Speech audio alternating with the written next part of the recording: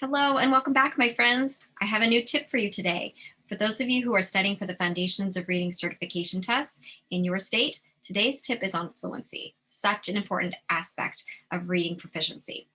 For those of you who don't already know me, I am Jen Yaeger, a senior staff developer with the Teaching and Learning Alliance out of Woburn, Massachusetts. We work in schools across the country, but we also offer a workshop for those of you who are studying for the Foundations of Reading test in your state. So if you're interested in that, you'll want to check out the link below in the details. And if you haven't subscribed to my YouTube page yet, you'll want to do that, as I have a sequence of tips that I've pre-recorded, and I will always be adding new things. So let's get started talking about fluency. Reading fluently includes three elements: accuracy, rate, and prosody. Accuracy is the percentage of words read correctly. So children might be assessed on reading a particular short text or an excerpt, and we calculate the percentage of words that the child read with accuracy. Rate is the speed with which a text is read, and that's measured in words per minute, WPM. It's not that we want children to be speed readers, but they do need to read with sufficient pace and speed so that their mind is not focused on just reading word by word, but taking in the whole meaning of the text. Another important aspect of fluency is prosody. And prosody really means the overall smoothness of the reading, which includes phrasing, expression, and intonation. Phrasing is thinking about words in word groups. Again, not just word by word reading, but reading words that go together. So in this sentence, I picked up my son and we drove to the soccer field. You'll see that there's first a 4-word phrase group, followed by a 2-word phrase group, and another 4-word phrase group. As children learn to become more proficient readers, they move from reading word by word, which is understandable for a beginning reader, to starting to read in 2-word phrase groups and then larger and larger chunks. And those chunks make the reading smooth, but it also shows understanding of the text. Expression shows kind of life in your reading rather than reading it robotically without affect, and kind of shows emotion. So it's not necessarily that you're reading it louder, but that you're showing understanding of what's happening. So "Wait for me," exclaimed the child. And intonation is awareness of what happens to your voice, particularly as you pay attention to punctuation, such as in this sentence. "Is that for me?" You'll notice that my voice went up at the end. So let's take a look at what this looks like in practice. I chose an excerpt from The Wild Robot Escapes by Peter Brown, which is part of the Wild Robot series. And if you don't already know it, I highly recommend you check it out. It's a favorite text of mine and kids love it. So I want you to see what it looks like to read with accuracy and rate, but not with prosody. And just notice what's missing when you don't have that expression or phrasing or intonation, attention to the punctuation. All right, let's go. The city. Reader, can you guess what was tightly packed inside that crate? If you guessed a robot, you're correct. But this was no ordinary robot. It was ROSM Unit 7134. You might remember her old life on a remote wild island, while Roz's new life was just about to begin. And you can see I sound like a robot. And that's what accuracy and rate can sound like when you're missing those important aspects.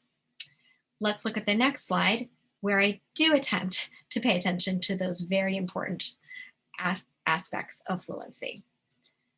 Phrasing, including attention, punctuation, expression, and intonation. Here we go. The city. Reader, can you guess what was tightly packed inside that crate? If you guessed a robot, you're correct. But this was no ordinary robot. It was ROSM Unit 7134. You might remember her old life on a remote wild island. Well, Roz's new life was just about to begin. So you will notice even there was a little self-correction in there, but this one had more life. It's not that prosody means a dramatic reading. It just means that you are paying attention to those other aspects that make the reading smooth.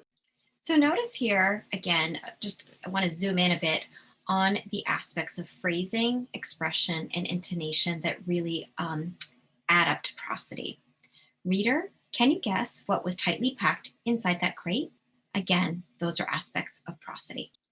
Let's look at levels of text difficulty. On the Foundations of Reading test, you will be asked in a few different ways what level of text is appropriate for different purposes. When the purpose is to support children's reading fluency, you want children to be working with books that they can read with independence. And independence means that they have between 95 to 100% accuracy, usually even more like 98% to 100% accuracy, and adequate comprehension. You might even have a question on the test that gives you a ballpark number like that, and you have to know that that's in the range of an independent level text, which is appropriate for certain purposes. Here are some instructional strategies that support oral reading fluency. The first is to read aloud to children so that they hear a model of fluent oral reading. Sometimes we take for granted those things that seem like the most common sense, but it's so essential that children are immersed in language and in the way that proficient readers sound and in the things that proficient readers do when they read. So when children are immersed in beautiful reading with expression and phrasing and pace and all of those things, they have something to strive for. They know what it should look like and sound like to be a fluent reader.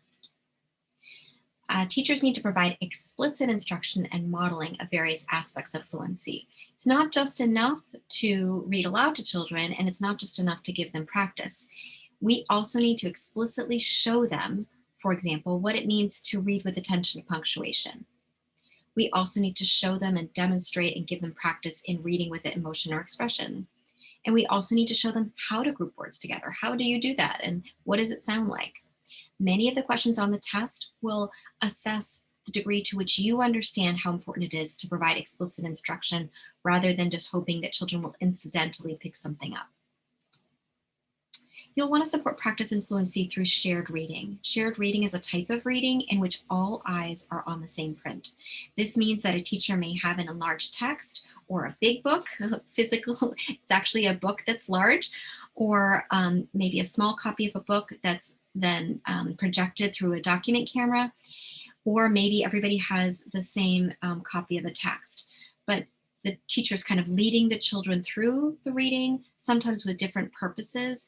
And usually one of those purposes is through reading a common text, familiar text with fluency. To provide opportunities for practice through repeated readings of familiar texts and key phrases. So this is giving children an opportunity to go back to books that they know and love that are an independent level. And by going back to those same texts over and over again, they will be able to read more words with greater automaticity and with a greater speed and pace. They won't stumble over words as much. So some of those words will start to become part of their sight word vocabulary. And then they can also start to apply some of the things that they're learning about how to read with prosody.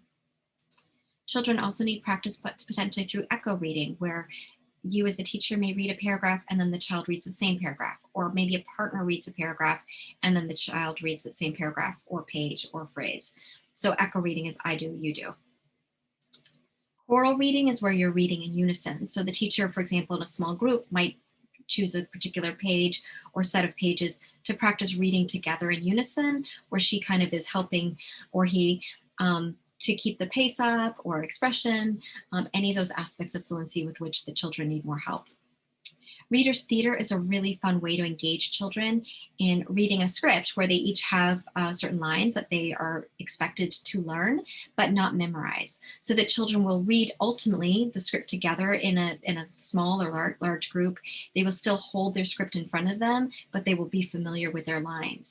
And by having an authentic purpose for knowing those lines, it means that they are given a reason to go back and practice reading again with fluency, including automaticity and so on. Children also need massive amounts of practice reading independent level texts. So just remember that practice is different than the explicit instruction that they need, but they really both go hand in hand.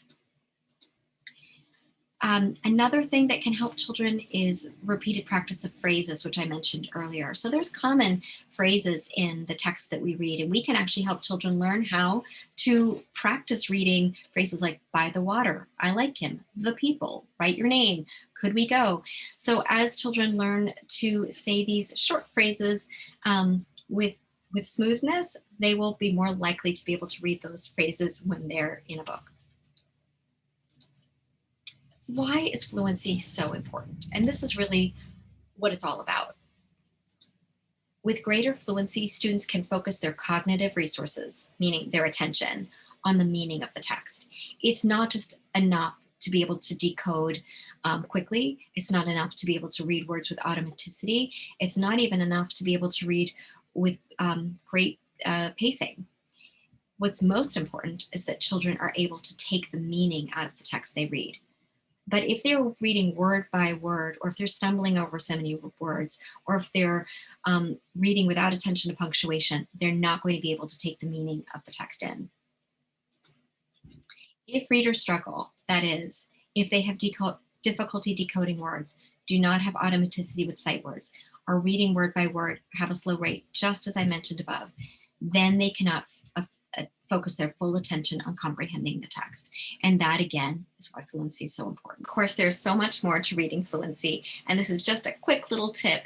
If you are interested in knowing more, I highly recommend you read the fluency section and put reading first. You may also decide to join us for one of my workshops. Again, the link is below. And I encourage you to subscribe to my channel, as I will be adding new tips as we go forward. Thanks so much. Good luck.